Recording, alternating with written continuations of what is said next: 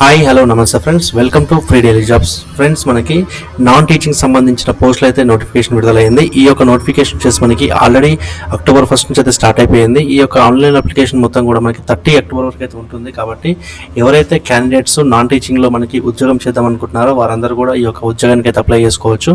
So ఈ యొక్క online process మనకి 30 అక్టోబర్ వరకు ఉంటుంది. ఆ తర్వాత మనం అప్లై చేసిన ఆన్లైన్ కాపీతో పాటు మన దగ్గర ఉన్న ఏవైతే సర్టిఫికేట్స్ హార్డ్ కాపీస్ ఉంటాయో వాటన్నిటిని కూడా మనం పోస్ట్ చేయాల్సి ఉంటుంది.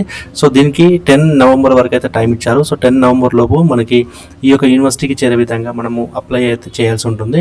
సో ఫ్రెండ్స్, దీనికి సంబంధించిన అప్లికేషన్ మొత్తం కూడా రాష్ట్రంలో అంటే దేశంలో ఉన్న ఎవరైనా కూడా అప్లై చేసుకోవచ్చు. సిటిజన్ ఆఫ్ ఇండియా అయి ఉండాలని చెప్పేసి కూడా మనకు ఈ యొక్క నోటిఫికేషన్ చెప్పారు. సో ఈ యొక్క ఉద్యోగాలు వచ్చేసి మనకు నాన్ టీచింగ్ మెథడ్లో తీసుకుంటారు. నాన్ టీచింగ్లో రెగ్యులర్ బేసిస్ మీద ఉంటుంది. ఈ యొక్క వీడియో కనుక మీకు నచ్చినట్లయితే ఖచ్చితంగా లైక్ చేయండి. అదేవిధంగా మన యొక్క ఛానల్ని ఖచ్చితంగా సబ్స్క్రైబ్ చేయండి.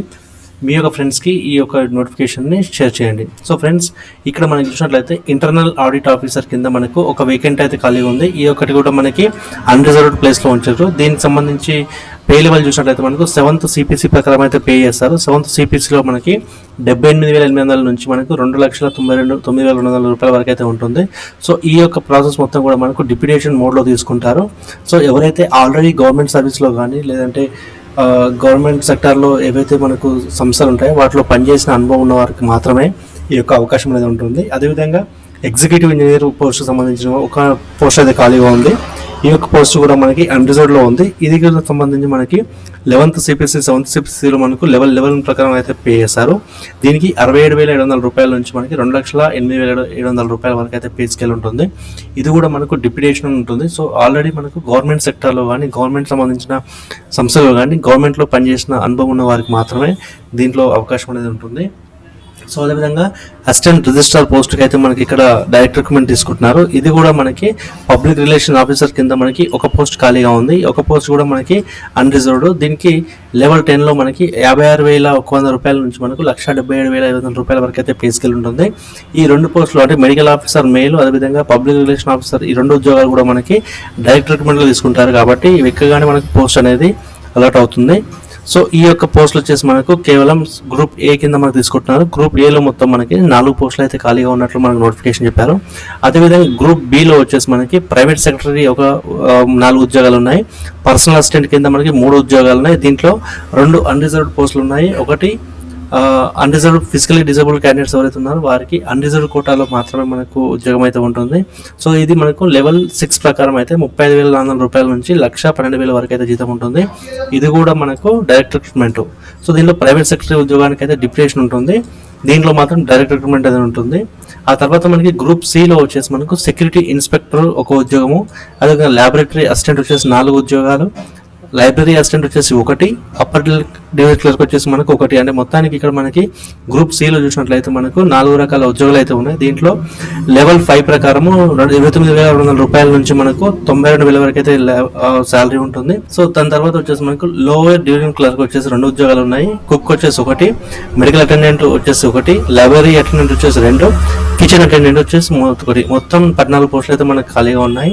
సో ఈ యొక్క నోటిఫికేషన్ ద్వారా మనకి డైరెక్ట్ రిక్రూట్మెంట్లో మనకి దాదాపు 25 ఉద్యోగాల నోటిఫికేషన్ అయితే మనకు విడుదలైంది. ఈ యొక్క 25 ఉద్యోగాలు మొత్తం కూడా మనకి అన్ని క్యాస్ట్ల వారికి, అదేవిధంగా అన్రిజర్వ్డ్ క్యాస్ట్ కూడా మనకు రిజర్వ్ చేసి ఉన్నారు. కాబట్టి అదేవిధంగా క్యాస్ట్ని చెక్ చేసుకోండి. అదేవిధంగా అన్రిజర్వ్డ్ ప్లేస్లో కూడా అప్లై చేసుకుంటే కనుక ఉద్యోగం వచ్చే అవకాశం ఉంటుంది. కాబట్టి దీనికి సంబంధించిన క్వాలిఫికేషన్లు, అదేవిధంగా ఎక్స్పీరియన్స్ ప్రాసెస్ ఇవన్నీ కూడా మనం చెక్ చేసే ప్రయత్నం చేద్దాం.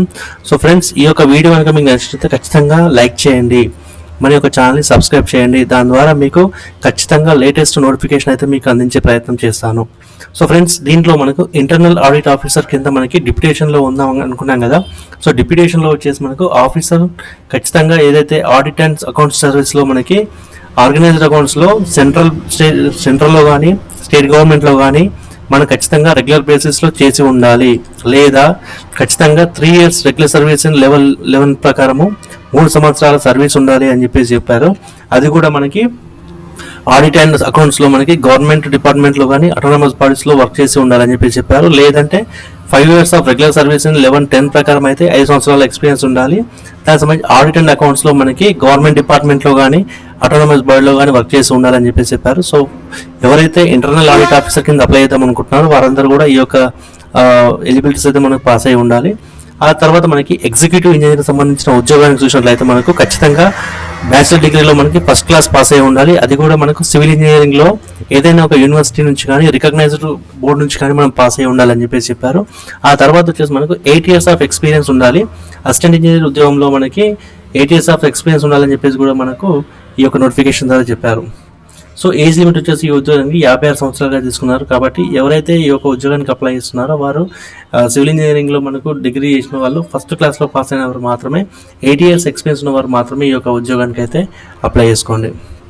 దాని తర్వాత చూసినట్లయితే మనకి assistant register public relations officer సంబంధించిన ఉద్యోగంలో సో మాస్టర్ డిగ్రీ దీంట్లో మనకి 55 పాసింగ్ మార్క్స్తో మనం పాస్ అయి ఉండాలి.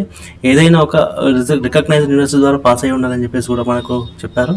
అదేవిధంగా అట్లీస్ట్ కనీసం ఒక 5 సంవత్సరాల ఎక్స్పీరియన్స్ A2D డిపార్ట్మెంట్లో కానీ, సెంట్రల్ స్టేట్ గవర్నమెంట్లో కానీ, ఇలాంటి స్టేట్ ఎడ్యుకేషన్ ఇన్స్టిట్యూషన్లో కానీ ఎక్కడైనా కూడా నేషనల్ న్యూస్ ఏజెన్సీస్లో కానీ, రేడియో టెలివిజన్లో కానీ ఎక్కడైనా వర్క్ చేసిన ఎక్స్పీరియన్స్ ఉంటే వారికి అవకాశం అనేది ఉంటుంది. మొత్తానికి ఇంగ్లీష్లో అండ్ అదేవిధంగా హిందీ లేదంటే రీజనల్ లాంగ్వేజ్లో ఫ్లూయెంట్ ఉందని కూడా మనకు ఈ యొక్క నోటిఫికేషన్ ద్వారా చెప్పారు.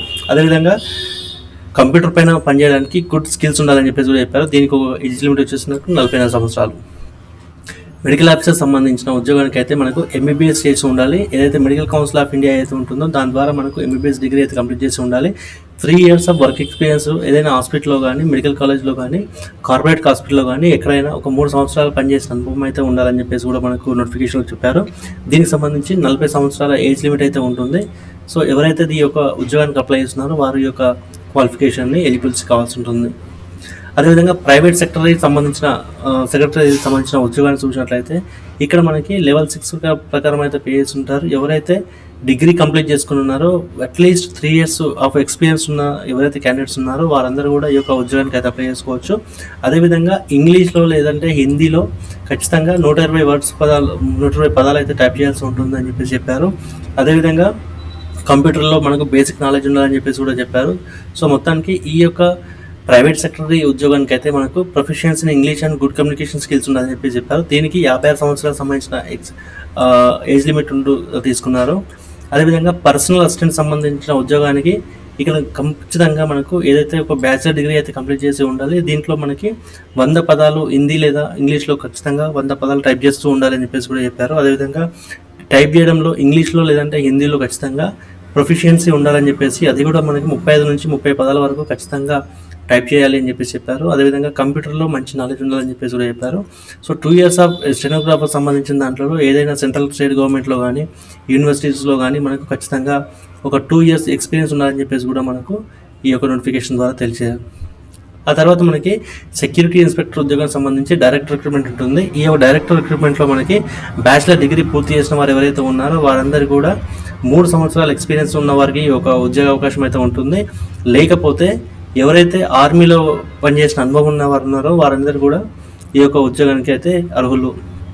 అదేవిధంగా ఎవరైతే హెవీ లైసెన్స్ మోటార్ వెహికల్ ఉంటుందో వారికి కూడా ఈ యొక్క ఉద్యోగానికి అప్లై చేసుకోవచ్చు. సో దీనికి వచ్చేసి ఫిజికల్ స్టాండర్డ్స్ అయితే తీసుకుంటున్నారు. ఫిజికల్ స్టాండర్డ్స్లో వచ్చేసి మనకు మేల్స్కి వచ్చేసి మనకు 167 తీసుకుంటున్నారు. అదే ఉమెన్స్కి వచ్చేసి 157 సెంటీమీటర్స్ ఉండాలి. హిల్ ఏరియాలో 165, అదేవిధంగా ఫీమేల్స్కి వచ్చేసి 155. ఎస్టీ కేటగిరీ క్యాండిడేట్స్ ఎవరైతే ఉన్నారో వారికి 162.5 సెంటీమీటర్స్ ఉన్నా సరిపోతుంది. అదే ఫీమేల్స్కి అయితే మనకు 154 సెంటీమీటర్స్ ఉంటే సరిపోతుంది. మినిమం చెస్ట్ సైజ్ వచ్చేసి మనకు మేల్స్కి వచ్చేసి 80 సెంటీమీటర్స్ ఉండాలి. అదేవిధంగా ఎక్స్పాండెడ్ ఇన్ హ్యాండ్ వచ్చేసి మనకు 85 సెంటీమీటర్స్ ఉండాలని కూడా చెప్పారు. అదే హిల్ ఏరియాలో వచ్చేసి మనకు 80 సెంటీమీటర్స్ ఉండాలి. అదేవిధంగా 85 సెంటీమీటర్స్ వచ్చేసి ఫీమేల్స్కి ఉండాలి. ఎస్టీ కేటగిరీ క్యాండిడేట్స్ ఎవరైతే ఉన్నారో వారికి 77 సెంటీమీటర్స్ ఉంటే సరిపోతుంది. ఫీమేల్స్కి వచ్చేసి మనకు 82 సెంటీమీటర్స్ ఉన్నా సరిపోతుందని కూడా మనకు చెప్పారు. సో ఎవరైతే మనకు హిల్ ఏరియాలో గోర్ఖాస్ కామన్ హిమాచల్ ప్రదేశ్లో ఉండే గోర్ఖాస్ ఎవరైతే ఉంటారో వారికి మనకు ఈ యొక్క ఎస్టీ కేటగిరీ హిల్ ఏరియాకి సంబంధించిన రిజర్వేషన్ అనేది మనకు వర్తిస్తుంది.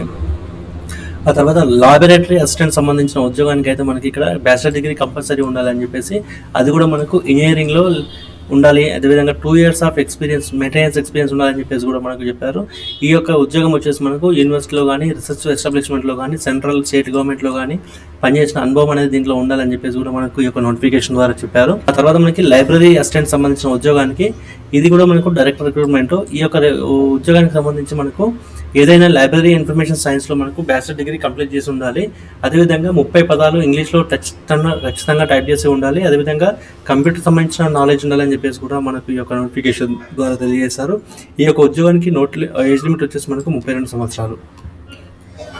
ఆ తర్వాత మనకి అప్పర్ డివిజన్ క్లర్క్ వచ్చేసి మనకు డైరెక్ట్ రిక్రూట్మెంట్ ఉంటుంది. ఈ యొక్క ఉద్యోగానికి సంబంధించి మనకు ఏదైనా ఒక యూనివర్సిటీ నుంచి కానీ బోర్డు నుంచి కానీ ఖచ్చితంగా డిగ్రీ పూర్తి చేసి ఉండాలి. అదేవిధంగా లోయర్ డివిజన్ క్లర్క్లో 2 years ఆఫ్ ఎక్స్పీరియన్స్ ఉండాలని చెప్పేసి కూడా మనకు చెప్పారు. ఇంగ్లీష్ టైపింగ్లో 35 words per minute ఖచ్చితంగా టైప్ చేస్తూ ఉండాలి. ఈ కంప్యూటర్ ఆపరేషన్స్ ఏవైతే ఉంటాయో వాటిలో ప్రొఫిషియన్సీ ఉండాలని చెప్పేసి కూడా మనకు ఈ నోటిఫికేషన్లో తెలియజేశారు. ఆ తర్వాత మనకి లోయర్ డివిజన్ క్లర్క్ ఉద్యోగానికి సంబంధించి ఏదైనా ఒక యూనివర్సిటీ నుంచి కానీ బోర్డు నుంచి కానీ ఇన్స్టిట్యూట్ నుంచి కానీ మనకు ఖచ్చితంగా డిగ్రీ పాస్ అయి ఉండాలి. అదేవిధంగా ఇంగ్లీష్ టైపింగ్ స్పీడ్లో మనకి 35 పదాలు టైప్ చేస్తూ ఉండాలి. సో దీనికి సంబంధించి కంప్యూటర్ అప్లికేషన్స్ ఏవైతే ఉంటాయో వాటిలో ప్రొఫిషియన్సీ ఉండాలని చెప్పేశారు. అదేవిధంగా 32 సంవత్సరాల ఏజ్ లిమిట్ అయితే మనకి దీనికి కేటాయించారు. అదేవిధంగా కుక్ సంబంధించి మనకు డైరెక్ట్ రిక్రూట్మెంట్ ఉంటుంది. ఈ యొక్క కుక్ ఉద్యోగానికి మనకు 10th క్లాస్ ఖచ్చితంగా పాస్ అయి ఉండాలి. అదేవిధంగా ఏదైనా ఒక ఐటీఐ నుంచి మనకు బేకరీ అండ్ కన్ఫెక్షనరీ సంబంధించిన దాంట్లో మనకు 1 year డ్యూరేషన్ కోర్స్ చేసి ఉండాలని చెప్పారు. అదేవిధంగా 3 years ఆఫ్ ఎక్స్పీరియన్స్ కుకింగ్లో వచ్చేసి మనకు ఏదైనా క్యాటరింగ్ సర్వీస్లో కానీ ఎడ్యుకేషన్ ఇన్స్టిట్యూషన్లో కానీ గెస్ట్ హౌస్లో కానీ అట్లీస్ట్ 3 star హోటల్స్లో కానీ మనకు ఖచ్చితంగా 3 years ఆఫ్ ఎక్స్పీరియన్స్ ఉండాలని చెప్పేసి కూడా మనకు ఈ యొక్క నోటిఫికేషన్ తెలియజేశారు. అదేవిధంగా మెడికల్ అటెండెంట్ డ్రెస్సర్ సంబంధించిన ఉద్యోగానికి ఖచ్చితంగా 10th క్లాస్ పాస్ అయి ఉండాలి. అదేవిధంగా ఎలిమెంటరీ నాలెడ్జ్ ఫస్ట్ ఎయిడ్లు చేయడంలో ఎలిమెంటరీ నాలెడ్జ్ ఉండాలని చెప్పారు. దీనికి సంబంధించి 2 years ఆఫ్ ఎక్స్పీరియన్స్ హాస్పిటల్లో వర్క్ చేసిన దాన్ని కానీ లేదంటే హ్యాండ్లింగ్ ఆఫ్ డ్రెస్సింగ్ వూండ్స్ అంటే మన యొక్క గాయాలని డ్రెస్సింగ్ చేయడంలో ఎక్స్పీరియన్స్ అనేది ఉండాలని చెప్పేసి కూడా మనకు ఈ నోటిఫికేషన్ చెప్పారు. అదేవిధంగా ఏదైతే 10+2 ఇంటర్లో మనకి ఖచ్చితంగా సైన్స్ బయాలజీ సబ్జెక్ట్ కింద మనకు పూర్తి చేసి ఉండాలని చెప్పారు. సో దీనికి సంబంధించి ఉద్యోగానికి 32 సంవత్సరాల ఏజ్ లిమిట్ అయితే ఉంటుంది. ఆ తర్వాత మనకి చూసినట్లయితే మనకు లైబ్రరీ అటెండెంట్ ఉద్యోగానికి ఇది కూడా మనకు డైరెక్ట్ రిక్రూట్మెంట్ అయితే ఉంటుంది. ఈ యొక్క ఉద్యోగానికి మనకి 10+2 ఎవరైతే పూర్తి చేశారో వారికి ఉద్యోగ అవకాశం అయితే ఉంటుంది. సో ఈ యొక్క 10+2 చేసిన తర్వాత మనం లైబ్రరీ సైన్స్లో మనకు సర్టిఫికేట్ కోర్స్ అయితే చేసి ఉండాలి. యూనివర్సిటీలో కానీ కాలేజ్లో కానీ ఎడ్యుకేషన్ ఇన్స్టిట్యూషన్లో కానీ ఖచ్చితంగా 1 year ఆఫ్ ఎక్స్పీరియన్స్ ఉండాలి. బేసిక్ కంప్యూటర్ నాలెడ్జ్లో మనకి బేసిక్ నాలెడ్జ్ ఉంటే సరిపోతుంది. ఆ తర్వాత వచ్చేసి మనకు కిచెన్ అటెండెంట్లో 10th క్లాస్ పాస్ అయి ఉండాలి. లేదా ఐటీఐ ట్రేడ్లో మనకు ఖచ్చితంగా ఏదైతే దానికి సంబంధించిన ట్రేడ్ ఉంటుందో ఏదైతే మనకు కిచెన్ సంబంధించిన ఉంటుందో దాంట్లో ఐటీఐ చేసి ఉండాలి. 2 years ఆఫ్ ఎక్స్పీరియన్స్ కుకింగ్లో క్యాటరింగ్ సర్వీస్లో క్యాంటీన్ రిపీటెడ్ హోటల్లో గెస్ట్ హౌస్లో పనిచేసిన అనుభవం అయితే 2 years ఖచ్చితంగా ఉండాలి. సో ఫ్రెండ్స్ ఈ యొక్క ఆన్లైన్ అప్లికేషన్స్కి మనకు జనరల్ క్యాండిడేట్స్కి అదేవిధంగా ఎకనామికల్ వీకర్ సెక్షన్స్కి అదేవిధంగా ఓబీసీ క్యాండిడేట్స్ ఎవరైతే ఉంటారో వీరందరికీ కూడా మనకు 1000 రూపాయల అప్లికేషన్ ఫీజు అయితే పెట్టారు. అదేవిధంగా ఎస్సీ క్యాస్ట్లో అదేవిధంగా ఎస్టీ క్యాస్ట్లో ఫిజికల్లీ డిసేబుల్డ్లో అదేవిధంగా ఉమెన్స్ ఎవరైతే ఉంటారో వీరందరికీ కూడా ఈ యొక్క ఫీ నుంచి ఎగ్జంప్షన్ అయితే వస్తుంది. ఖచ్చితంగా ఎవరైతే ఎస్సీ ఎస్టీలు అదేవిధంగా ఫిజికల్లీ డిసేబుల్స్ అదేవిధంగా ఉమెన్ క్యాండిడేట్స్ ఎవరైతే ఉంటారో వీరందరూ కూడా అప్లికేషన్ ఫీజు లేకుండానే ఈ యొక్క ఉద్యోగానికి అయితే అప్లై చేసుకోవచ్చు. కాబట్టి ఖచ్చితంగా ఈ యొక్క ఉద్యోగానికి అయితే అప్లై చేసుకోండి. సో ఈ యొక్క అప్లికేషన్ సంబంధించిన ఆన్లైన్ ప్రాసెస్ అంతా కూడా కంప్లీట్ అయిన తర్వాత మనం సెల్ఫ్ అటెస్టేషన్ కాపీస్ చేసిన ఏవైతే హార్డ్ కాపీస్ ఉంటాయో ఈ యొక్క హార్డ్ కాపీస్ అన్నింటినీ కూడా మనము ఏదైతే ఆ పోస్ట్కి అప్లై చేస్తున్నామో ఈ యొక్క పోస్ట్ పేరు రాసేసి the deputy registrar recruitment cell central university of Karnataka Kadaganchi Aland road Kalaburagi district 585367 అనే నెంబర్కి అడ్రస్కి మనం పంపించినట్లయితే మన యొక్క అప్లికేషన్ని వాళ్ళు రిసీవ్ చేసుకుంటారు. సో ఫ్రెండ్స్ ఇది ఈరోజు మనకు నోటిఫికేషన్. మళ్ళీ ఇంకో నోటిఫికేషన్తో మళ్ళీ కలుద్దాం. అందరూ సెలవు. నమస్తే.